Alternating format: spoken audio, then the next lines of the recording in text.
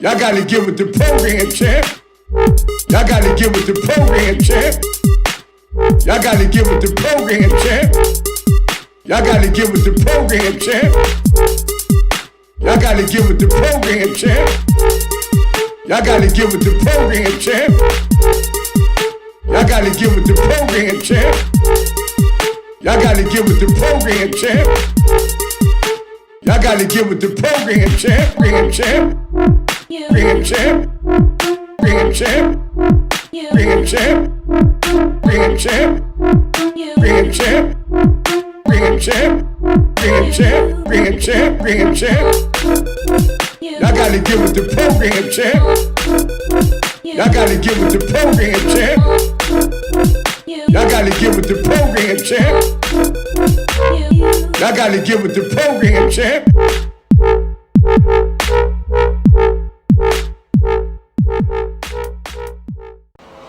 What's up, everybody? How y'all feeling? What's good? What's going on? You now vibing with Don Vito, the one and only Don Vito, the one-man show, the hardest working man in show business. Yeah, we here. We got another exclusive session tonight, vibing session with Vito. You know, see how y'all doing, how y'all holding up once again, you know. Stay safe, be smart. At the end of the day, enjoy your life. It's gonna be all right. You know, we got another amazing guest coming to this show. He goes by the name of Computa 75, the baby godfather. You know, it's a real dude right here. He official, you know, in the music game. He also got some stories he want to tell. You know, some information he want to share, some real stuff. You know, only have real people coming to the show. So, you know, we about to plug it in right now. See what's going on. So, yeah. Let's talk about it.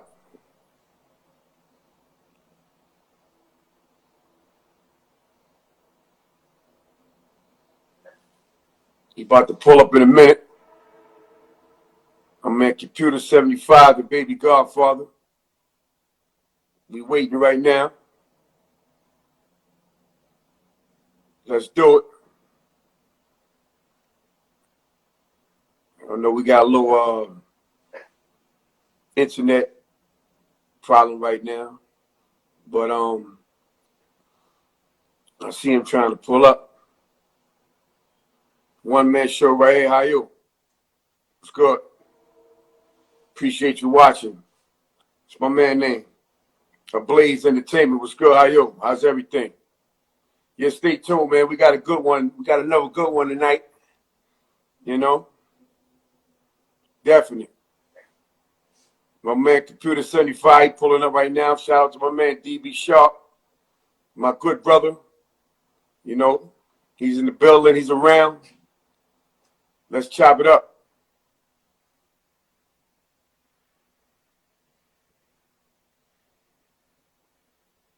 Let's see, he's trying to get on. So let's just be a little patient. He's going to come on in a minute. Okay, there you go. Computa 75. About to pull up. Hold up. Where he at? There we go. Hold up. Where my boy at? Let's do it. Did the request come from you? What's up, bro? Here we go. We good? What's good with you? What up, fam? Everything good? Anything peace? Yeah, what's up? Chilling, man. Chilling, waiting on you, man. Yeah, that's what's up. What's good, brother? Anything peace, man, you know. Just waiting on you to come on so we can chop it up and stuff. How was your date, man? Okay, I'm ready. Yeah? All right, so, Yeah. you know, tell everybody your name and where you from and stuff like that. Computa 75, Harlem. Born and raised in the Bronx, born in Harlem. You know what I'm saying? Computa 75. So, you know, that's where I'm from. Represent BX by way of Harlem. You know what I'm saying? Here we go. So, what was life like growing up as a young man in Harlem, man? It was real exciting, man. You know, the cars, the girls, the you know, the OGs, you know what I'm saying? The bigger homies was what I was watching, you know what I'm saying? My pops, my uncles, all of them, they was getting plenty money, man. And, you know, my young eyes was just amazed by, you know, everything that was going on, man. And I just wanted to, you know, I wanted to be a part of that some way, somehow, you know what I'm saying? Right. And being schooled by them as well, you know what I'm saying? How to dress, what to wear, what to put on, you know what I'm saying? And how to be a gentleman and be fly. It wasn't really so much about, you know, what people may call violence and the murder game and all that stuff. That wasn't really it. It was just about being fly, getting money, and being your own man. You Real know what I'm hard. saying? Not saying that element wasn't there in the streets, but basically that's what that was about. You know what I'm saying? It was about being fly, being your own man, and being independent, man, and having a hustle. You know what I'm saying? Because where we come from, you know, it's not too many opportunities to hustle. It's not too many opportunities, not to hustle, but it's not too many opportunities as far as job wise and school wise. You know what I'm saying? Even if we go, we bust our ass, we still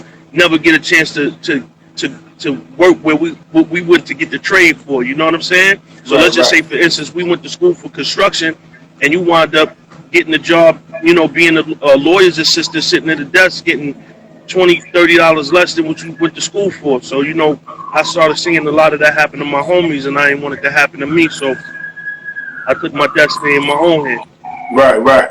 So, at what age did you start to change your mindset, you know, about how you want to, you know, live your life? Or how you want to get the fly stuff and, you know, you want to, you know, have that Harlem feeling? I'll say about when I was 9 years old, man. Okay. 9 years old. Like that was the beginning of the crack epidemic.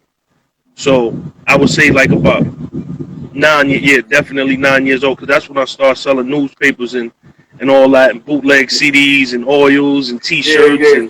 Packing and all bags that in the stuff. supermarket and all Yeah, that. yeah, yeah, Yeah, yeah. we And three did hundred that. dollars, $300 back then for a 9 year old on the weekend was good paper, man.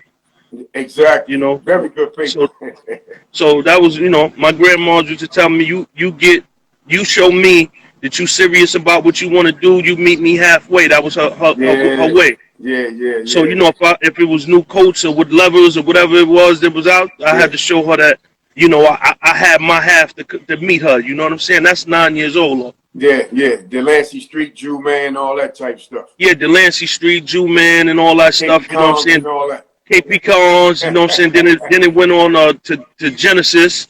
Yeah. You know what I'm saying? We start stepping it up, coming to the east side, going to Genesis, buying joints for like 3,000, 4,000. You know what I'm saying? Yeah, yeah. Jackets and all that NBA jackets and stuff, you know, in the 90s and stuff. So the Yeah. rank, the tunnel, and all that, you know. So growing up as a youngster, right? Who are some of the people that you saw coming up in the game, or just not even just in the game, in the streets, that was like, you know, they was hustled at the same day, at the same time they was good dudes and all that. Some of the well-known names we were chopping it up about the other day. Okay, well, you got my Uncle Fat Stevie Monsanto, Peter Monsanto, Gary Saunders, Batman, Mm-hmm. my pops Big Pep, Mm-hmm. Jerome Harris, Pop Freeman, Mm-hmm. Pete McDougal, Wayne Sasso, Jerome Harris, Baby J, Uh-huh. Sickle, Panama, T Slim, Storm and Norman, Mm-hmm. John, LA, you know, Rich, Yeah. you know, Poe was out there, you know, there's a lot of dudes that was out there getting plenty money, man. You Yeah, know, AZ. AZ definitely, me and A got a joint together called Streetwise Part 2 that's going on my movie soundtrack. So shout out to AZ too. Yeah, shout out to A. I just interviewed A like about 2 months ago. Mm-hmm. You know, we chopped up real nice and all that, you know. So growing up around all these dudes, you know, in the Harlem community and stuff like that. So what kind of mindset you was in? What kind of drive or kind of inspiration you got off of their juices? 'Cause all them dudes you named was millionaires, just about. At some Well, point. that was immediately what I wanted to obtain was the millions.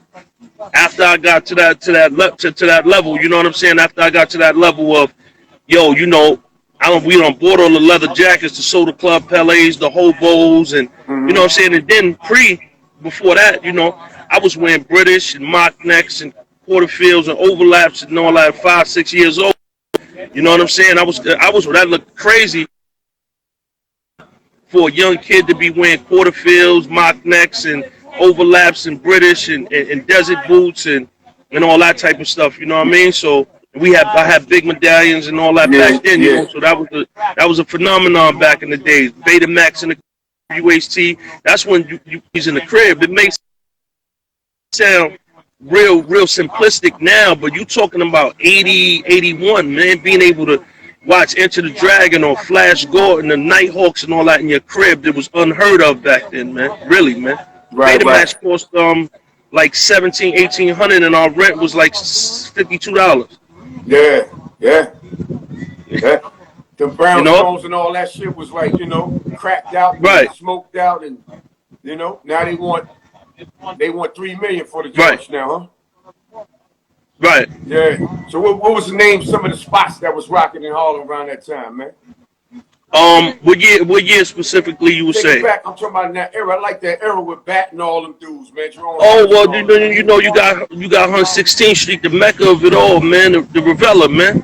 You know what I'm saying? You got Dante's, man, and you had the Dunbar, you had the Pegasus, man. You had you had Reflections. You had a lot of joints back then that was really rocking where the Dawns was rolling. You know what I mean? Yeah, the Renaissance. Renaissance, the Rennie and all that, man, And Dante's, there was definitely a lot of paper in there, you know what I'm saying? Yeah. So how do you feel, so we're going to come back to it, but how you feel the way Harlem is now compared to how Harlem was when we grew up, man? Harlem is real whitewashed. Mm-hmm. You know what I'm saying? No disrespect, because I'm not a racist. I love all. But it's whitewashed. It's not what it used to be. You know what I'm saying? Mm-hmm. When I was growing up in Harlem, you know what I'm saying, it was the abandoned buildings and, you know what I'm saying, and the shooting galleries, man. And, Claw was out there. You know what I'm saying? And, dudes, it was just that energy. You felt that the money was in the air, even though it was a level where people kind of were at their demise, but there was also a level of power for people, you know what I'm saying? And that power was just something that we looked at. We didn't look at the demise, we looked at the power, you know what I'm saying? Yeah. And what about the love? How do you feel the love is back then compared to now? The love was crazy because I could fall asleep on the bench, man, and be outside all night long on the bench, and my man could be right next to me, and not nobody was going to touch us, man. Nothing. Nobody was going to go in our pockets. Nobody was going to take our chains. Nobody was going to do none of that. The love, the strength, and all that was respected on a very high level back then, man. Exactly. So what about the sports, man? The basketball games, King Towers, and all that other good stuff, man. Oh man, yo, listen, shout out to Gaucho, shout out to Riverside, shout out to Kips Bay, City Mission, and all that. They played a big part. The Rucker, of course. You know what I'm saying? The Dome. We was there, man. You know what I'm saying? That's when we started getting our little taste of it in the 90s. You know what I'm saying? We just was emulating what we seen our parents and the legends did before us. You know what I'm saying? Exactly. So that's what I was talking about. Like we kept the trend of the legends that we emulated. But forget about the whitewash right now. What about our black community, the youngsters? How you feel they holding it down? I don't think they're holding it down at all, because Harlem itself is black. It's black, and it's just the essence. Harlem, AZ once said this before, and I'm going to repeat this, man. Harlem is the mecca of all hoods, man. Yes, it is. It's the mecca.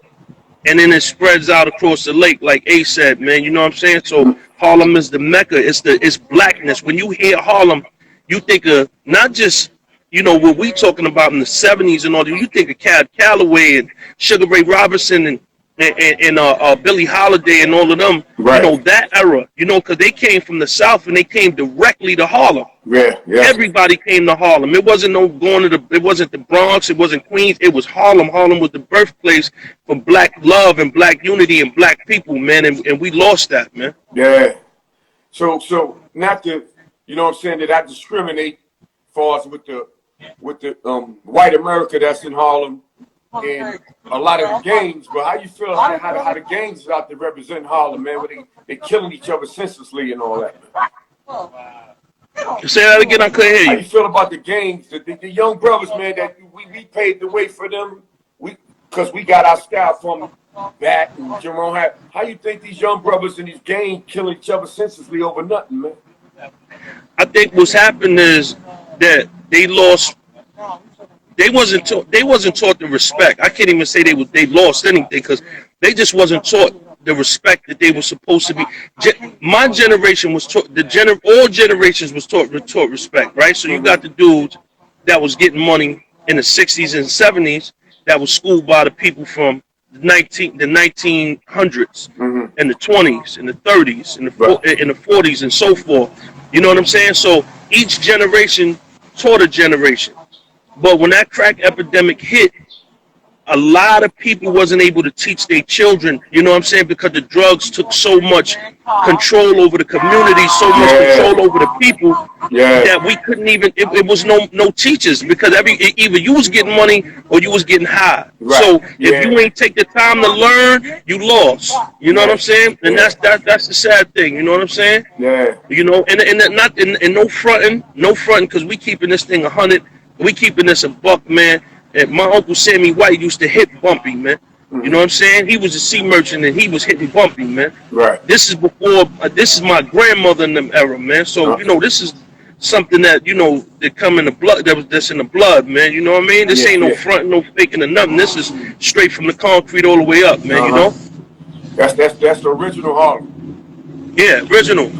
A lot of people don't know. And everybody was a spinoff, you know, everybody was a spinoff for that. You know what I'm saying? Like, then you had your Pee Wee Kirklands and all that, man, and you know, you had your New York Freddie Myers and all of them dudes, man. Them dudes were spinoffs. Guy Fisher and all of them. Guy Fisher, yeah, guy, man, and major legend. Even though he's Bronx born, but he had that Harlem vibe, that Harlem swag, man. You know what I'm saying? And he was definitely I can't say was. He's definitely a legend. I don't like to use the word was, so pardon me for that, but definitely a legend. Exactly. I had his daughter on like 2 weeks, not even 2 weeks, like last week. You know what I'm saying? Guy Fisher's daughter, and I had Freddie Myers' daughter on there, you know, just to talk about some of the things they experienced with their dads, you know what I'm saying, when they was young, you know? Right. And just to keep their names going, because, you know, these guys right here were stand-up dudes, you know? Legends in Harlem and stuff like that, and like a lot of that stuff has changed. When you walk around different neighborhoods right now, you be like, "Dang, this how it is now." It should look like Midtown, right? Right. It look like Midtown. It feel like Soho uptown. I be like, yo, man. I'm like, yo, where Harlem at? You know what I'm saying? Where the joints ain't. You know, it was joints out, man. 15 joints, double pop. You know, everybody was jeweled up, man. The energy was out. The bottles was popping. You know, everybody beeping horns, everybody flying everywhere, man. That energy, that feel is gone, man. You only got like maybe a handful of dudes that still got that energy. So when we get together, we try to keep that torch lit as much as we can. You know what I'm saying? Exactly. And check it out. Say if you go to Jamaica, you know what to expect, right? You go to Mexico, you know what to expect. When you go to London, you know what to expect. They got like a culture and it stays. It don't change. When you come to Harlem, back in the days, you knew what to expect. You knew that people came in to see. That's what I'm saying. They came to see us in the cars and flashy. Right. All that's going. So now, like our Harlem culture is like the shit is going down, man. We still here, but it's getting weak, man. You know. See, not to you know, to be honest, man. You know, my pops was the trendsetter for me.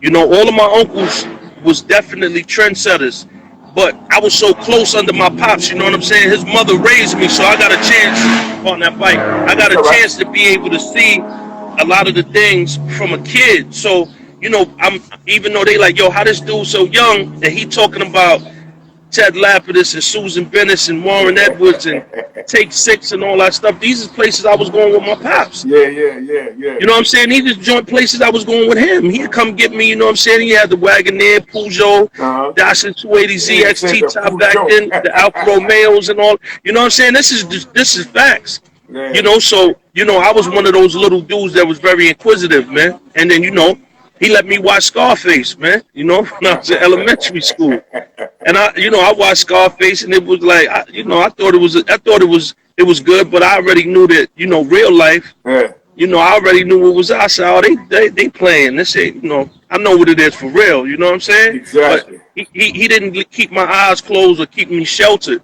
Right. I think if I would have stayed sheltered, I would have been twisted. Mm. But being that I had the opportunity to be able to see, Mm-hmm. it kept me grounded, it kept me solid, and it kept me a man. Right. You know what I'm saying? Right. And I'm appreciative for that, him for that. You know what I'm saying? And he definitely was schooling me not how to come to prison, man. Mm-hmm.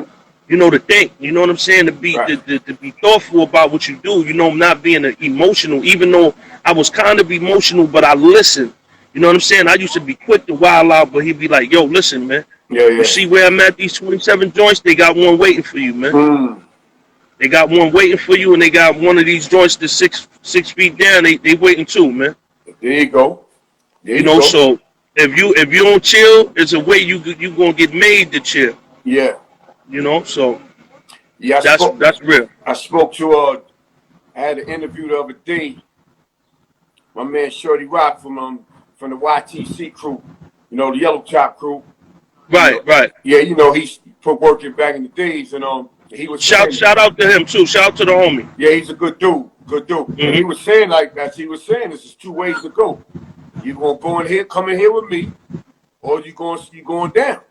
You know what I'm saying? So you ain't about that life, leave that life alone, Right. But so let me ask you a question. So you ever got caught up in any situation you had to do any time, or you Yeah, I got caught up in a few situations, but God was on my side every time. You know what I'm saying? Mm-hmm. In the last situation that I got caught in, you know what I'm saying, it could have the last few situations could have cost me my life. Mm-hmm. You know what I'm saying? So it was it was that play. You know what I'm saying? It was going, everything that come with the territory. I was knee deep in it. But when you got a pops, and family members, this G's, they showing you how to play this game, man. Right. Nobody just didn't throw me in the street. When I decided that that's what I wanted to do, mm-hmm. for the time that I was there, yeah. I was taught by the best, so I was able to play the best. Right. And that's important though, because that pop leadership is very much needed, not just in the hood, everywhere. And a lot of like you said, a lot of people from Harlem, not just Harlem, just in the hood, period, getting caught up in that crack epidemic. They ain't so busy getting high that their kids just running around the streets. That's why they ain't got no sense right now. You know what I'm saying? They had no leadership. They had nobody to grab them like, yo, come here, what you doing? You ain't gonna be doing all that. And they had to learn from the streets, and niggas get caught up. They don't have that love from the crib, so they start getting love from some of the homies, and that's how they all get clicked up. And then next, they wilding out on each other senselessly. You know what I'm saying? That's what we got going on around. And right now, I don't be liking that shit, man. Right. Because Harlem, we ain't about that life. We about getting money. Always, it's always been that way. And it's gonna stay that way for some people. Right. You know what I'm saying? For some people, but the less you separated from the culture, the less that you're gonna be connected to what we connected to. That plug is gonna be gone. So you're gonna have a different. We have a different Harlem right now. Mm-hmm. We have a different New York City right now. Our New York City that we grew up in was a spectacular New York City. Yeah. Everybody still to this day, man, people from Connecticut, Philly, anybody that came to New York came to see the action, to see what we was wearing, to see how we was dressing, to see how we was talking. Mm-hmm. We set that tone. Every hood that you see right now got a piece of Harlem in it, man. Yeah, everywhere got a piece of Harlem in it, man. I don't care if you wear a pair of Uptowns, you got a piece of Harlem in your agenda, man. That's real. Yeah.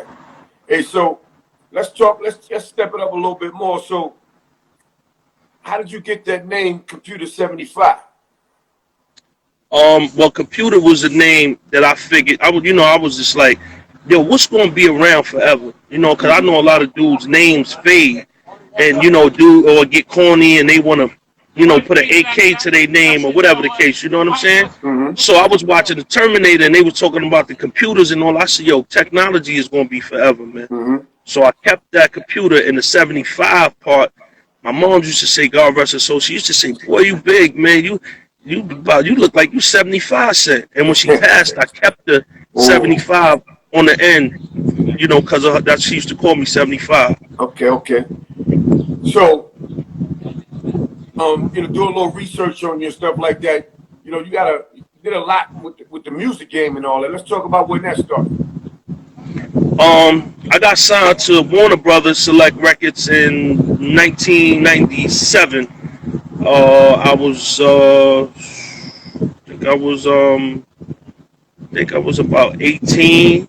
18. I got signed for $500,000. Mm-hmm. I was up there with Kid and Play, Chubb Rock, MOP, the Real Roxanne, Whistle, a whole bunch of AMG, a whole bunch of track masters. Shout out to my boys Tone and Pope. Mm-hmm. They was up there and they taught me the ropes. I started putting out little pieces of wax. They was doing 50, 60, 70,000 units. You know what I'm Mm-hmm. saying? 100,000 units independently, man. Mm-hmm.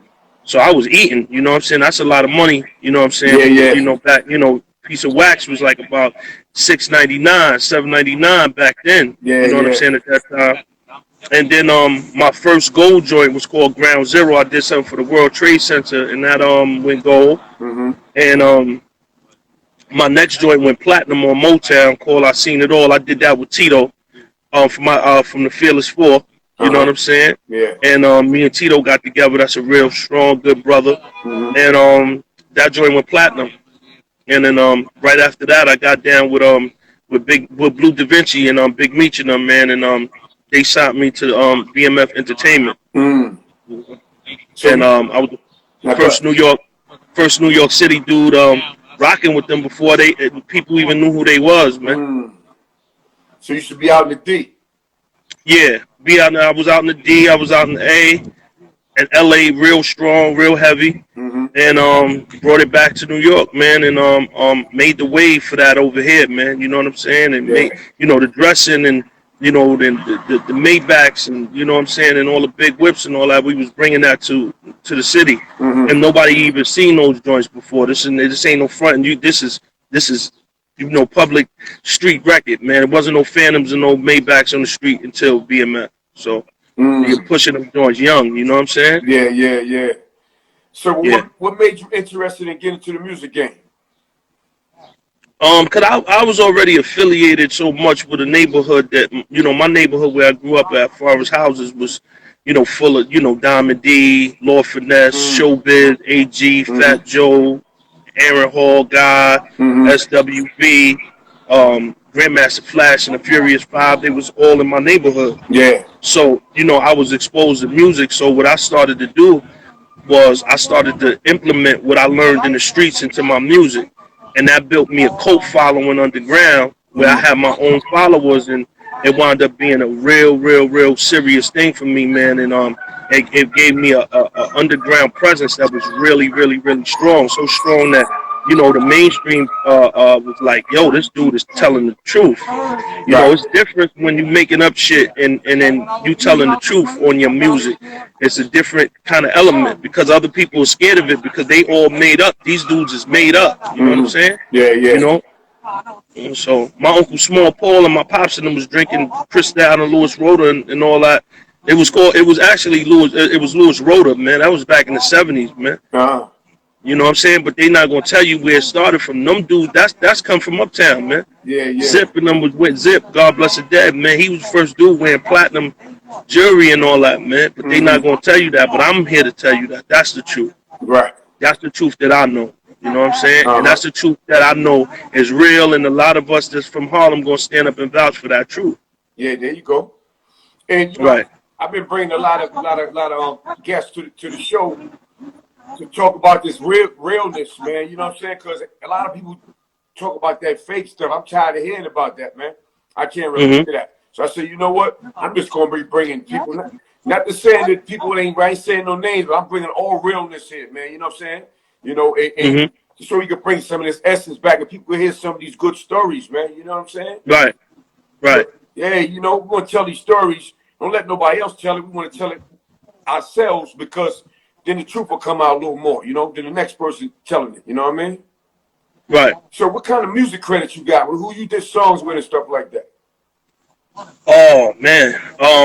Mob. Oh man. I'll be here forever. Raekwon, Mob Deep, Dragon, Naughty by Nature, Gunplay, Maybach Music, Mm-hmm. uh, Mr. Cheeks, uh, Freddie Fox, AZ, the real AZ, Mm-hmm. Pretty Tone Capone, Mm-hmm. my bro. Yeah, yeah, yeah. Uh, yeah, definitely. Uh, Corrupt from the Dog Pound, Uh-huh. E40, um, C Murder, Mm-hmm. No Limit. Shit, man. I'm thinking, man. I'm thinking. Man, my catalog is crazy. Joel Santana, Yeah, yeah, seen that. um, MOP, Mm-hmm. um, I mean, just about every. I mean, so many to just. I mean, everybody, man, Yeah, you've been working, bro. everybody. But when I released my music, I released my music in spurts. You know what I'm saying? I was one of those type of people that just didn't want to put out a whole bunch of music just to have it out there. So when I put it out, it was always for a purpose. You know what I'm saying? Yeah, yeah, So when yeah. I put the joint out that me and A did, Streetwise, I put it out so that people could understand, like, you know what I'm saying? Like, what we talking about is just, it was just so real, man. You know what I'm saying? To touch the culture, you know what I mean? Yeah, yeah, yeah. Yeah, that's what's up. My pops is out here right now with me, man. Oh, yeah? He said to tell you what's good, man. He out here, man, you know.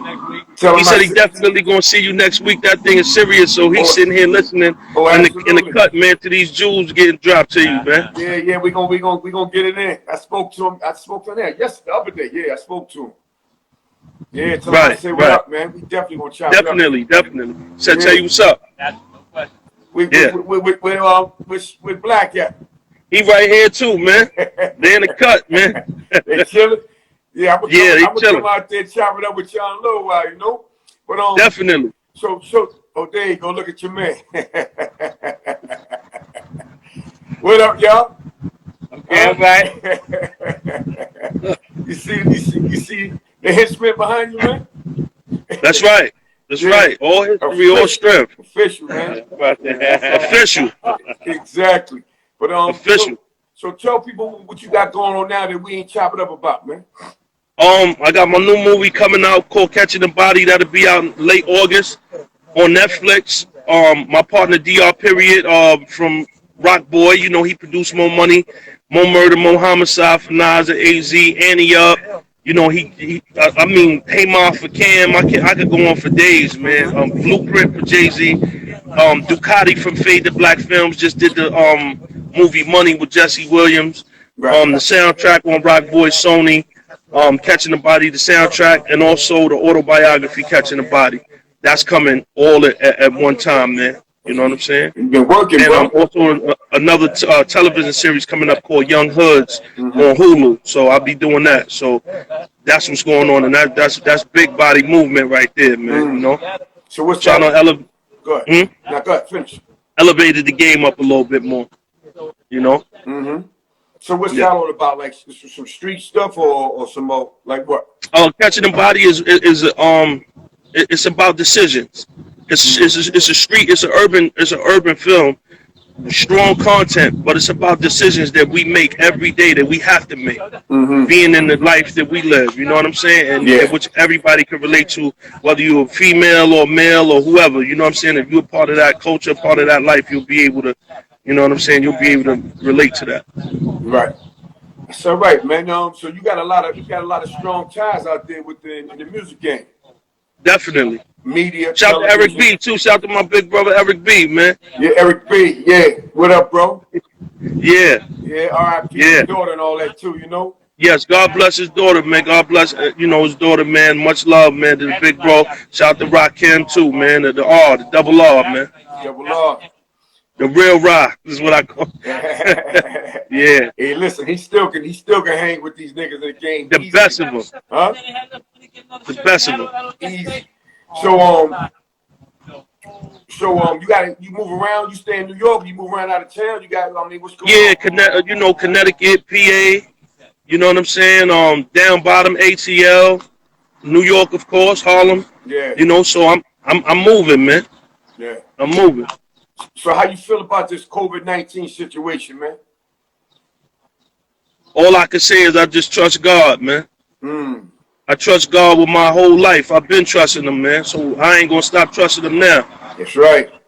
That's right. I done been in real situations, man, with joints to me, man, and could have died plenty times and ducked a lot of joints, man, and he ain't let one hit me, man. So why would he take his hands off me now, man? You know what I'm saying? Couldn't have said it no better than that, man. Especially when I'm doing the right thing, man. That's past tense. I'm doing the right thing. I'm doing everything I can to get closer to him, man. So, of course, he going to be in my corner even more. You know what I'm saying? Exactly. That's called faith, bro. That's called faith, man. Faith. You have to have it, man. And I tell people all the time, faith over fear. Yeah, man. Listen, man. You can't see this virus, man, but you can't see God, man. People more scared of a virus than they can't see than they scared of God, man. Ain't that something? And God wake us up every day. We see the sunshine. We breathe, and our heart is beating, man. Come on, man. That's big what you just said right there, man. That's crazy. Well, people need to pay attention to that right there. That's real talk right there, you know? Real talk. If everybody embrace God, how they embracing this COVID and these masks, we definitely have a different outcome on where we at in life right now, man. Exactly. That's 100% right there, too. And you got to understand the powers that be, they going to do what they going to do to us anyway. You know what I'm saying? So, if you don't get God in your life, you in trouble. You don't got nothing. You got nothing. Nothing. But I got him. You got him. We got him. Yeah. That's why we still here, man. We going to hold on to him, too. Forever. Exactly. No doubt. So let me ask you a question. So your movie coming on Netflix, when is it supposed to come out? It's going to be out the end of August. We waiting for a date right now due to the pandemic and all that stuff. So soon as I get the date, you'll be the first person to get it. Yeah. And I got a trailer out right now that I'm gonna send to you. You know what I'm saying? So you can blast it out on your page. Yeah. And just let everybody start getting familiar with it. You know what I'm saying? Yeah. And then we chop it up again when the movie come out. You know what I mean? Show the love. Definitely. You know what I'm saying? Build up the buzz, help you build it up and stuff like that. You know? Big love and respect, bro. I appreciate you having me, man. Absolutely, man. I appreciate you pulling up. You know? But listen, Definitely. man, tell everybody your social media links, bro. You can hit me Computa 75 on Facebook, Computa 75 on Twitter, Computa 75 on Instagram, and just holler at your boy, man. Computa 75 on SoundCloud. All of my music is on Tidal, Spotify, Amazon, TuneCore, Computa 75. Catching the Body, the single is out. So just look it up, man. All you gotta do is Google my name and punch it up. My everything is anything you need from me gonna come up, and just to show the love and show the support, man. I'm a real one, man. And I'm just trying to give it back, man. There you go. Yo, man, thank you again, my brother. Thank you. Absolutely. Thank We're you, bro. gonna chop it up real soon. And I want y'all to follow my brother right here, official Harlem. He working hard, you know what I'm saying? He's showing you, if you get out there and you put your head, get your mind right, you can do a lot of big things out there with yourself, That's right, my brother. Computa 75, man. One love, bro. One love. Salute, bro. Salute. I'm going to be in touch. All right, you know it. Y'all got to get with the program, champ. Y'all got to get with the program, champ. Y'all got to get with the program, champ. Y'all got to get with the program, champ. Y'all got to get with the program, champ. Y'all got to get with the program, champ. Y'all got to get with the program, champ. Y'all got to get with the program, champ. Y'all got to get with the program, champ. Program, champ. Program, champ. Program, champ. Program, champ. Program, champ. Program, champ. Program, champ. Program, champ. Program, champ. Program, champ. Y'all gotta get with the program, champ. Y'all gotta get with the program, champ. Y'all gotta get with the program, champ. Y'all gotta get with the program, champ.